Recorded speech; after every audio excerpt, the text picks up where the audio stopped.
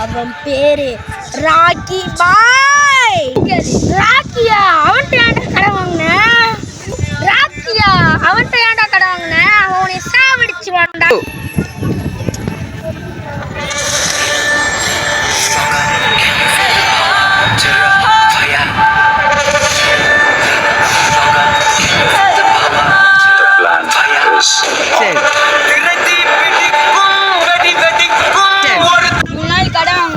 கட்டாம இருக்கிற கொஞ்சம் ஆனா ரொம்ப கஷ்டமா இருக்குண்ணா. இன்னும் ஒரு 2 நாள் டைம் கொடுங்கண்ணா, தந்துடுறேண்ணா.